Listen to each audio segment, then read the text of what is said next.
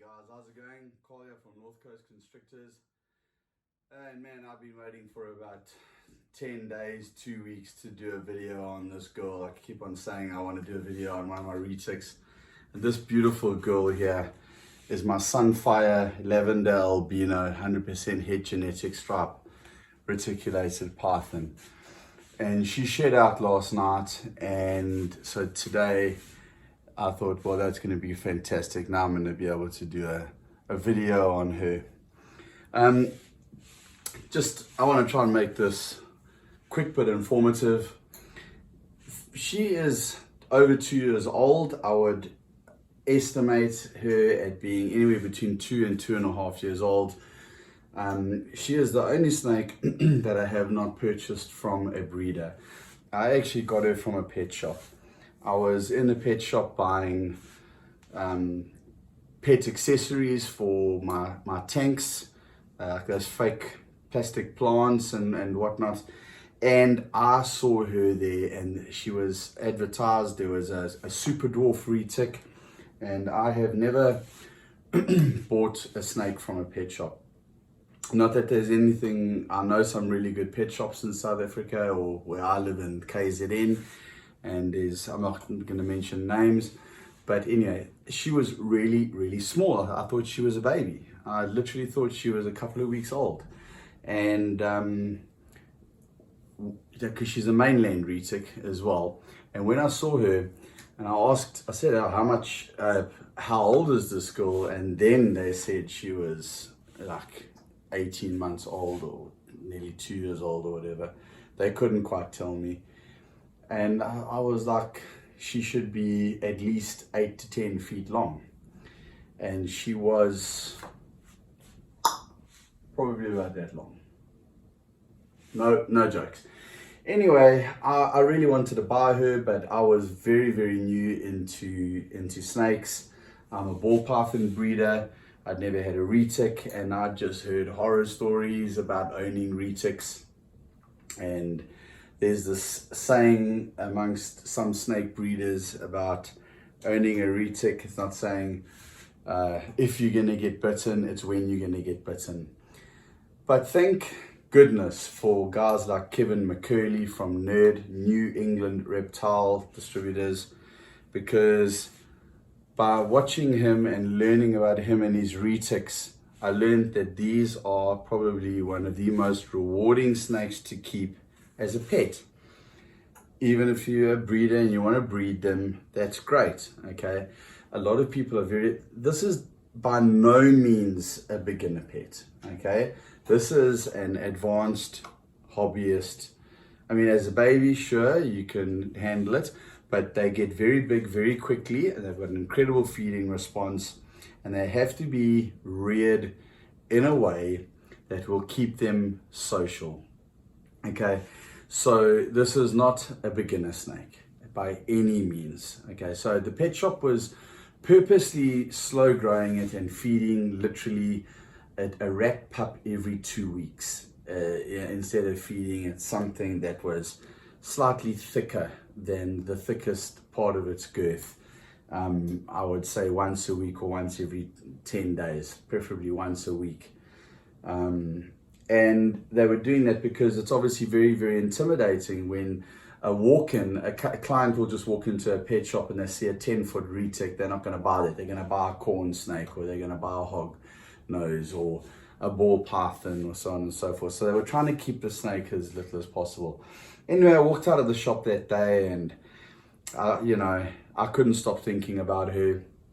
And it just so happened about 2 months later, I went back to the shop to buy some more stuff, and she was still there, and the super dwarf had been sold, and she was still the only one sitting there. And I made a decision to buy her, okay? And I'm so glad that I did. And just a few little pointers about owning a retic. This is for the long haul, guys. These 20 plus years. Be prepared for a snake in excess of 15 feet, depending on how you feed. Be prepared that this is a snake that you're not going to be able to handle by yourself once it is over 10 feet long.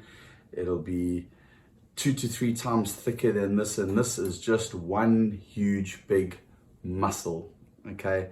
And this snake, if someone gets you in a headlock and squeezes you for long enough, you'll be choked out within a few seconds, under 10 seconds. It's no different. Snakes don't have arms and legs to hold on to you with. They hold on to you by wrapping their body around you and coiling you. And all you need is a fully grown retic to coil around your neck and cut the blood supply off to your neck, to your brain. And you aren't able to get an arm in there to stop it from, you know, to keep the blood flow going, and you'll be choked out. And she may let go and you're fine and you wake up, or you may fall and hit your head on something. And this is, I'm talking about if you're handling alone and the snake is large enough now where you need 2 people to handle, and you're trying to handle on your own, okay? So right now, this girl is fine for me to handle.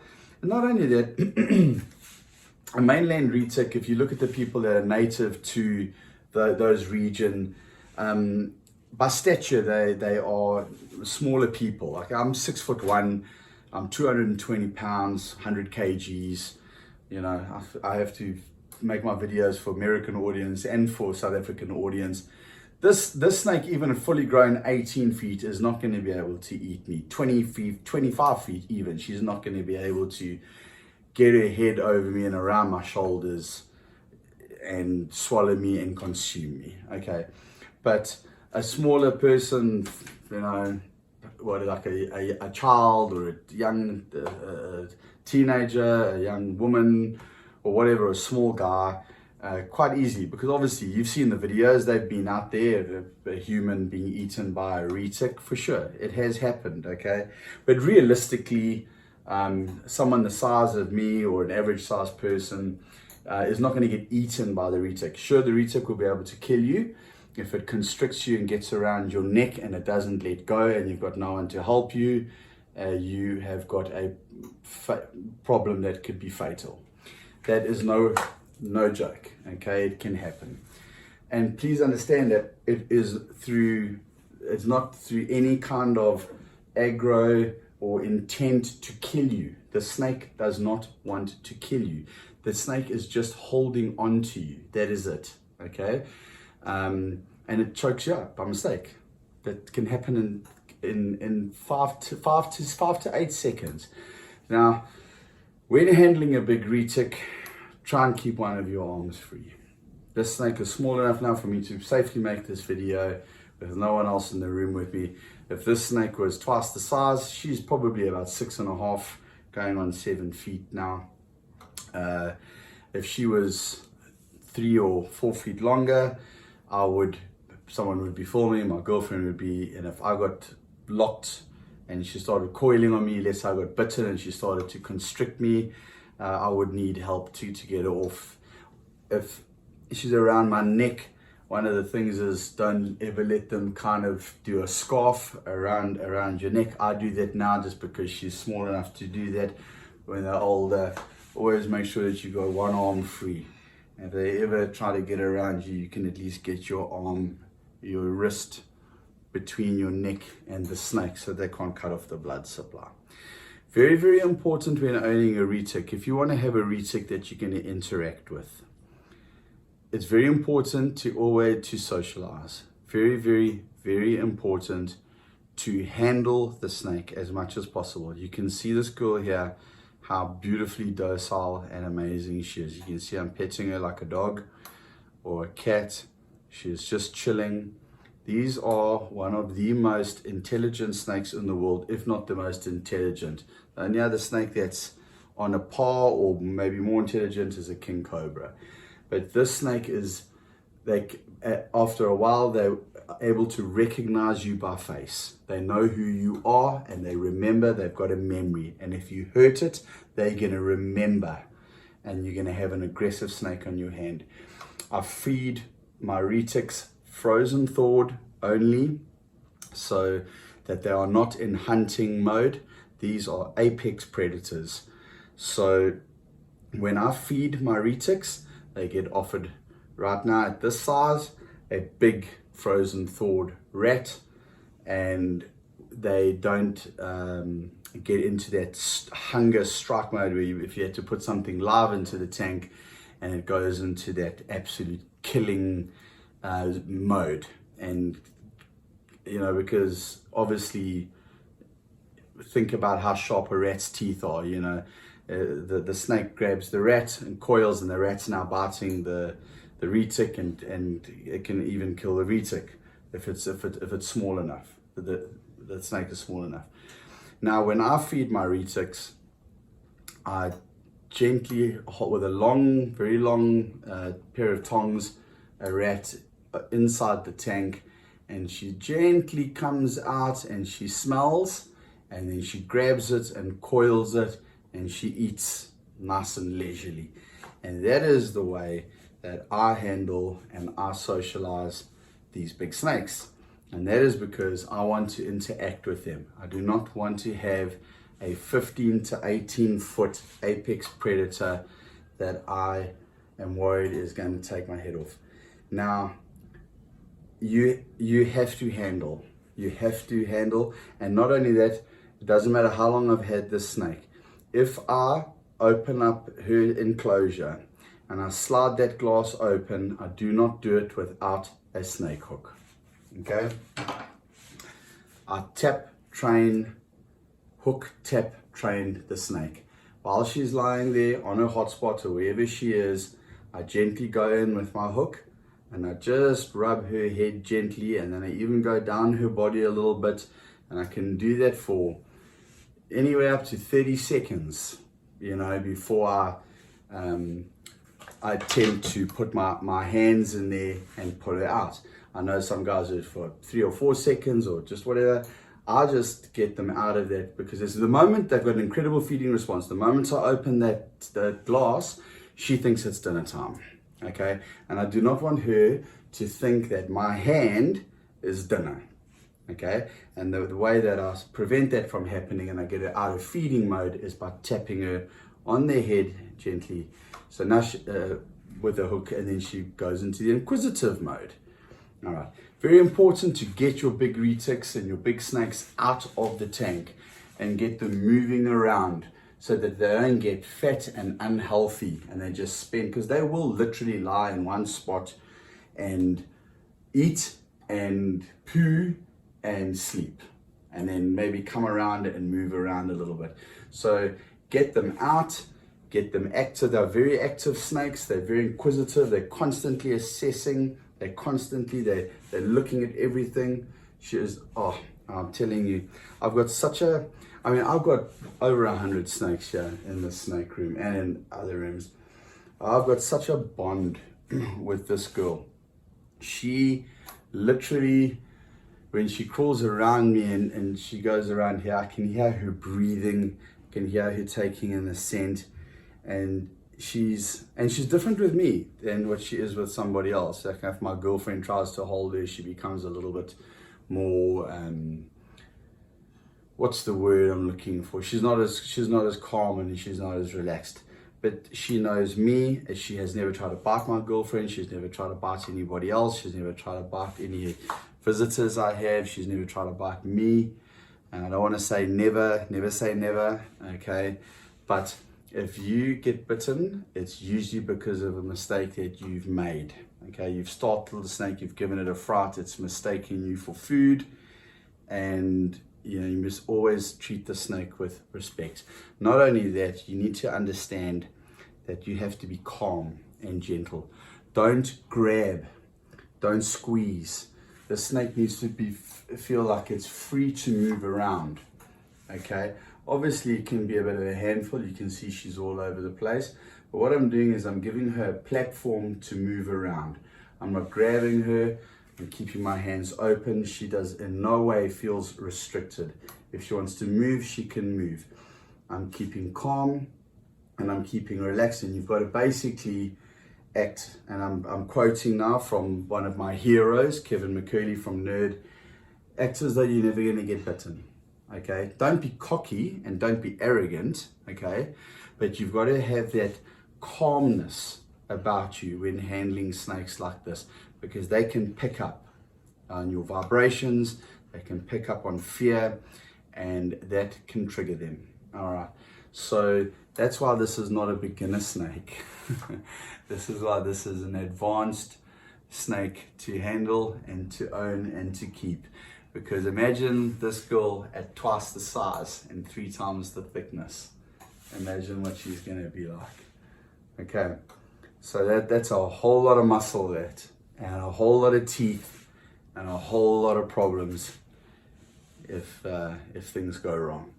So guys, anyway, I don't know if I told you, but her name is Honey, and she's named after her coloring, Sunfire, Lavender, Albino, 100% het genetic stripe. You can't see the genetic stripe because she's heterozygous for the gene, and also for her personality, because she is an absolute honey.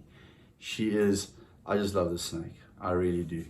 And I know you get some bad snakes. There's going to be guys out there that are going, I've got retics that doesn't matter what I've done, they are just absolute, they're nightmare. They just want to kill me every time I open the top. Yes, you're going to get snakes like that. It doesn't matter. But if you work with them and you're patient with them and you spend time with them and you're loving and you're gentle and you just, I promise you this, you know, I'm pretty sure, you know, but just like human beings, you know, it doesn't matter. You can get some people you can treat so well and they're just bad people. You know, I'm pretty sure, you know, each snake has got its own personality, but most of the time, if you just treat the snake well and you make it feel safe and you interact with the snake in a very gentle, loving manner, in a relaxed manner, it's going to be so rewarding, because you're going to have such a beautiful animal to, you know. Not everybody's a reptile person. Certainly not everybody is a snake person, and not everybody is a retic person. You know, I don't keep retics to make money off them. This is a passion for me. I breed ball pythons as a sideline. I'm a sideline hobbyist breeder. I've got a full-time job, a full-time company. I own my own business, another business. And that's my 8 to 5 job. This for me is the ball pythons and my Rex all over there and behind the camera and whatnot is all for breeding, and I, you know, do that as a passion, and also try and make a bit of money off it. Of course, why not? Who doesn't want to? But the retics for me are a passion. I do have a male motley, possible het. He's a bit smaller. He's just over a year old. I have done a video on him. He's in another enclosure, and so I've only got 2 retics, and I do plan on getting myself another. Well, I think she can smell something over there. It's getting her all excited. I do plan on getting another female, maybe in about 6 months or a year's time, and I do plan on breeding this girl and maybe another male. Where are you going? Come now. Okay, and the thing is, the retic market where I come from in South Africa is a very niche market. It's not like America where you can sell. There's millions and millions and millions of people. South Africa is a small country, and not everybody can own retics. So they're very difficult snakes to sell. It's a very niche market, and when a fully grown retic female has eggs, you're looking at 50 something eggs, you know. It could be even more. I've heard stories of them having even more than that. So definitely won't have as many retics as what I've got ball pythons, and ball pythons sell well. So this has to be for the love of the snake and for the love of this species. But for me, this is definitely not about the money. This is just about simply having an absolute, the apex of constrictors, and holding it and having it interact with you like this. It is incredibly, incredibly rewarding. You must understand that this girl is still a baby. She's not even an adult yet. So, and she's popping. Hey? I mean, look at that head. Those yellows. She is just an absolute sight to behold. And she's grown 2.5 to 3 times in size since I've had her. Anyway, I think she's probably had enough camera time now. I think it's about time to put her back in her enclosure. She is hungry, and she's going to get fed in about 2 days' time. And I've had her out the enclosure twice today, and I think it's about time. I think she's getting a bit ratty. I think she probably wants to go back. But anyway, guys, so I hope you enjoyed this video. If you did and you want to see more great content from us at North Coast Constrictors, please subscribe to our channel and yeah, you know, join the journey with us. Anyway, hope you all have a great week and stay safe, keep it tidy. Over and out from us.